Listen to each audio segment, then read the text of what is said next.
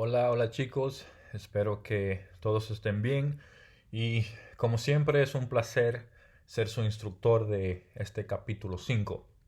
Bueno, en este video voy a hablar sobre todos los temas que se abordaron en este capítulo 5, así que a repasar. Let's review chapter 5. Bueno, let's talk about the first grammar we saw in this chapter, chapter 5, which is the reflexive pronouns and verbs. Now, remember that a reflexive pronoun, un pronombre reflexivo, is used as part of a reflexive verb, un verbo reflexivo, to indicate that someone or something is performing an action on or for itself. I explained that many actions related to personal care or daily routines are reflexives. So, as you know now, as you now know, reflexive verbs require the use of a reflexive pronouns to indicate that the direct object of the verb is also the subject. In other words, the subject is performing the action on himself or herself. Now, check out a few examples with verbs that are commonly reflexive. The first verb we have on the left side of the screen is lavarse, which means to wash oneself, and an example of that would be me lavo las manos, I wash my hands. The second verb is sacarse, to take something off oneself, and an example of that would be nos sacamos los guantes, we take our gloves off. And the third verb we have here is despertarse, to wake up. And an example of this verb will be se despiertan a las 6 cada mañana. They wake up at 6 o'clock every morning. Okay? Now, let's make sure we remember how to match your pronouns. Remember that when the object of the verb is the same entity as the subject, you will need to use a reflexive pronoun that matches the subject of the verb in both number, which is singular or plural, and person, first, second, or third. In the second table below, you will find the different forms in Spanish reflexive pronouns take. So let's take a look at this example. You have first person, me, which means matches with yo. Second person with matches with tú, or se that matches with usted. Okay?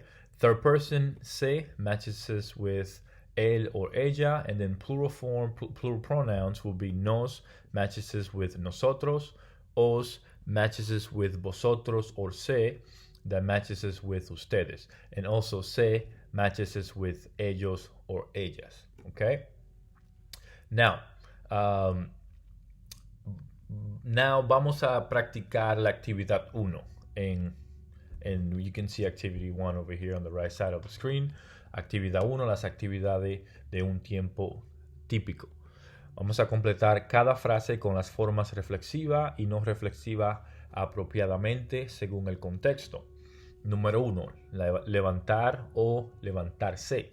Sara y su esposo Mario se levantan a las 6.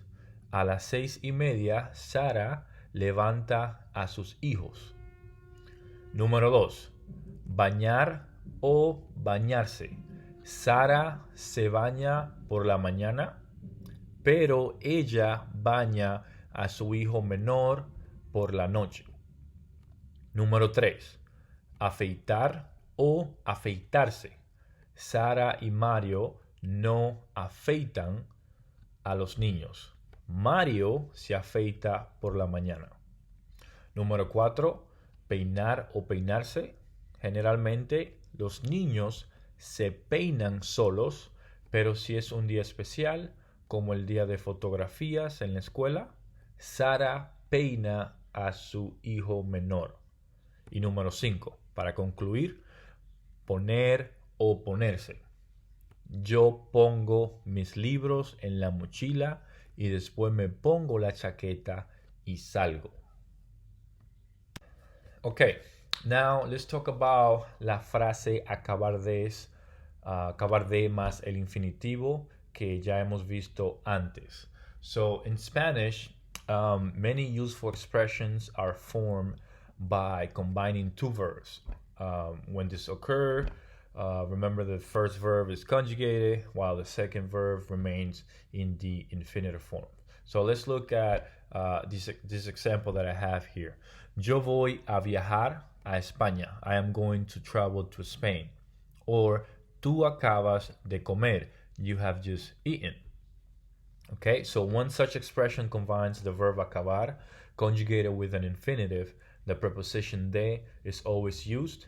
The formula is acabar de plus infinitive, which means to have just done something in the very recent past. So let's look at this example below.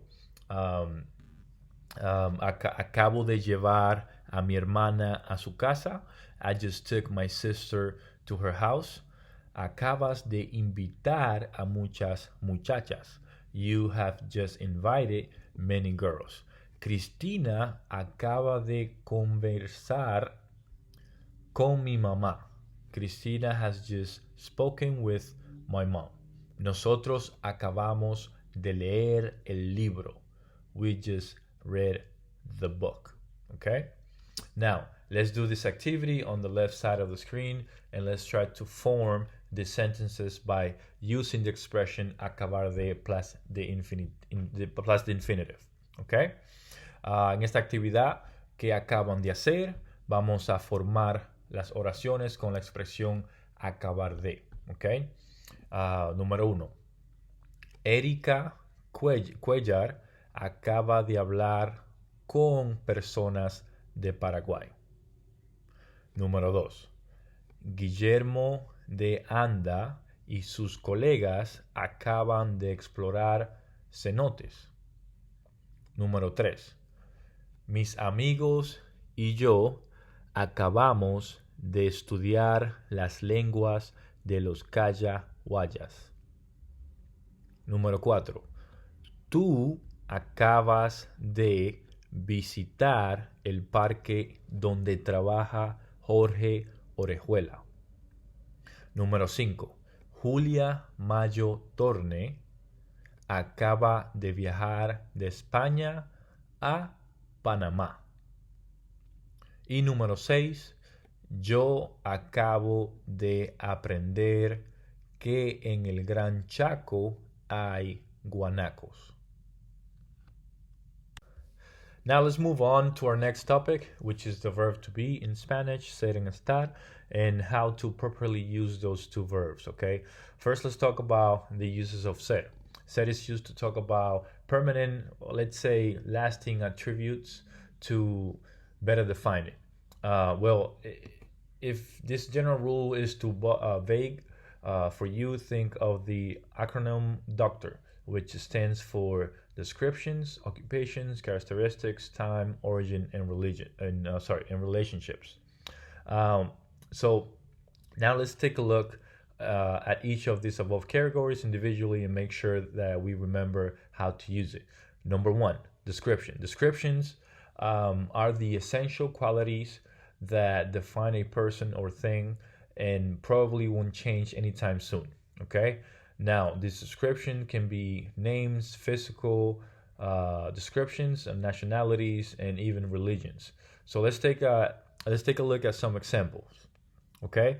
Yo soy Raúl. I am Raúl. Yo soy alta, morena y delgada. I am tall, dark-skinned, and thin. Bob es inglés. Bob is English.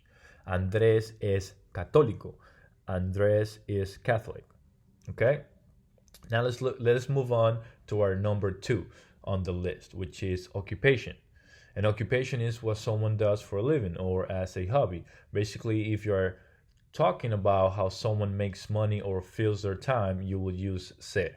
For example, soy profesora de español. I am a Spanish teacher. Ellos son estudiantes. They are students. Mi padre era jardinero. My father was a janitor. Juanita es bailarina. Juanita is a dancer. Okay?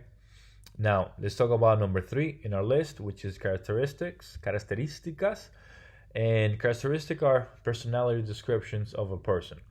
This category is included to hammer home the point that ser is used to talk about descriptions. For example, Amalia es inteligente, atrevida y amable.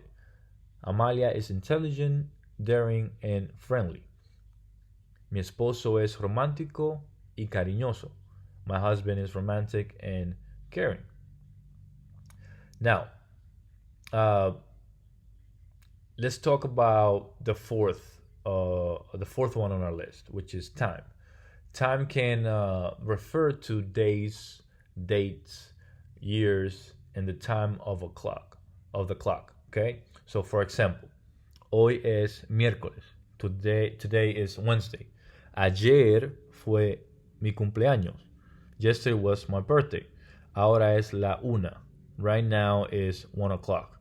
Son las 5:25. It's 5:25. Okay? Now let's move on and let's talk about origin.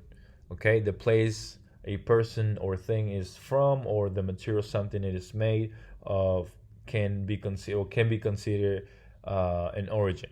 So, for example, Celia es de España. Celia is from Spain. Este chocolate es de México. This chocolate is from Mexico. Las sillas son de madera. The chairs are made of woods. Okay, now let's talk about relationships. Personal relationships such as family, ties, friendship, and romantic relationship are also talked about using ser. Look at the example. Let's look at the example for number 6. Line es mi madre. Lenin is my mother. Marco es mi exnovio. Marco is my ex-boyfriend. Juana es mi jefe. Juana is my boss. Okay? Now let's talk about the uses of estar. In the other hand, estar is used to indicate temporary states and location. If that general rule doesn't suffice, there are two acronyms that you can think of, which are place and local. Place stands for positions, locations, actions, conditions, and emotion. Local stands for locations and conditions. And let's focus on place now, okay? Positions. Position refer to the physical position of a posture a person or a thing is in. For example, we have mi abuela está sentada. My grandma is seated. Estaba acostada cuando me llamaste. I was laying down when you called me. And number 2, which is location. The location of someone or something describes where it is permanently, temporarily, or conceptually. Okay? Now let's look at some example. El baño está a la derecha de la sala. The bathroom is to the right of the living room. Estamos en el café ahora y estaremos en el cine en 20 minutos. We are at the café right now and we will be at the movie theater in 20 minutes. Mi abuelo está en la luna. My grandfather is out of it. Okay? Número 3. Actions. Estar is used to describe ongoing actions, and it is often followed by present participle such as lavando, or as a past participle such as muerto. For example, estoy lavando los platos sucios. I'm washing the dirty dishes. Estamos leyendo los periódicos. We are reading the newspapers. Mi abuelo o mi bisabuelo está muerto. My great-grandfather is dead. Okay? Now let's move on to number 4, conditions.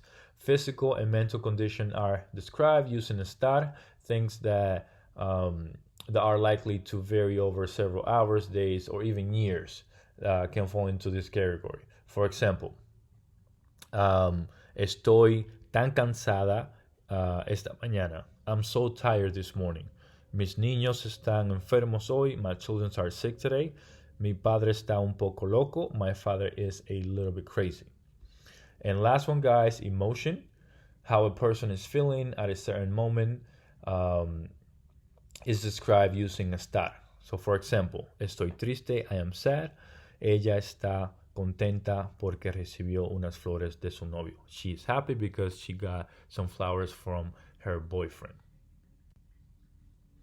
Ok, chicos, vamos a volver a hablar un poco sobre los adjetivos demostrativos. Remember, a last lesson, Spanish demonstrated adjectives demonstrate quality about the noun they modify. In this case, the quality is the location is in respect to the speaker or the listener. Spanish demonstrative adjectives can be translated as this, that, these, and those. Don't forget that Spanish has 3 sets of demonstrative adjectives, each of which has 4 different forms that vary by gender. Remember that este is used to describe a noun that is close to the speaker and listener.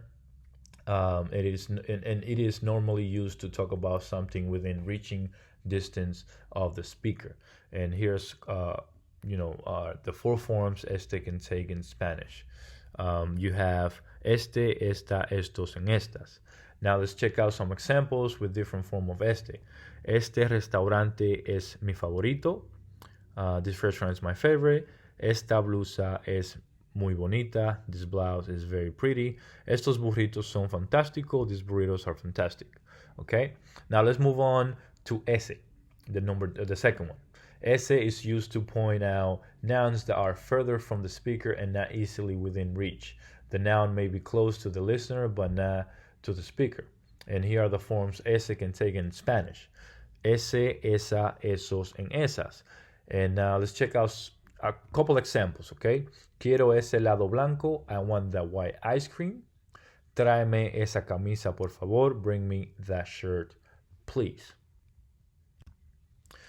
And last but not least, number 3, aquel. Aquel is used to talk about nouns that are far away from both the speaker and the listener. Here are the 4 forms aquel can take in Spanish. Aquel, aquella, aquellos, aquellas, like we have said before. And let's look at some examples. Aquel león es peligroso. The lion over there is dangerous. Aquella chica es muy guapa. That girl over there is really pretty. Okay?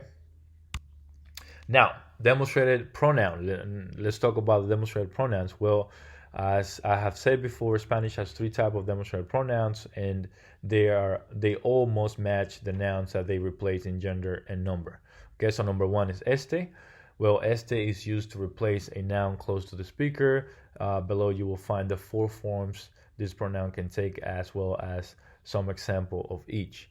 So you have este, esta, and estos, and estas. And an example of this will be mi coche es más rápido que este.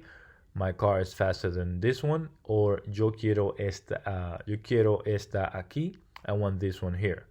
Okay. Número 2, ese. Ese is used to replace a noun that is not very close to the speaker, though it may be close to whoever the speaker is talking to. So let's check out some of this.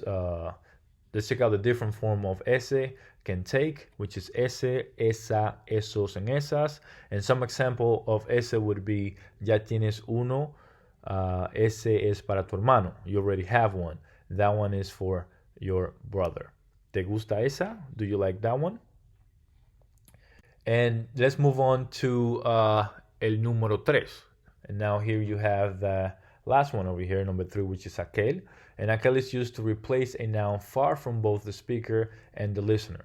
Below you will find the 4 forms this pronoun can take in Spanish, which is aquel, aquella, aquellos, and aquellas. Okay? And some example of aquel would be aquel es el Gran Canyon, that is the Grand Canyon. And another example, aquella es peligrosa, that one over there is dangerous. Okay, now let's do activity 5 real quick. Unas cosas importantes. Identifica la palabra apropiada para completar cada oración. Número 1. Libro de anatomía que está aquí will be A. Este libro de anatomía que está aquí es interesante. Número 2. Esos papeles que están allí son de David. Número 3. El médico escribe estas recetas que están aquí para Felipe. Número 4. Los enfermos recomiendan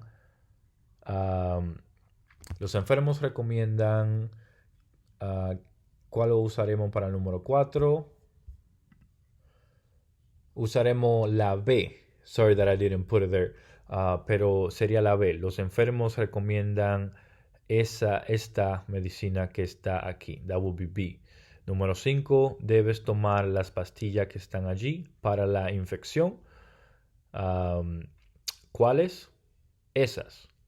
Necesito hablar con esa médica que está allí.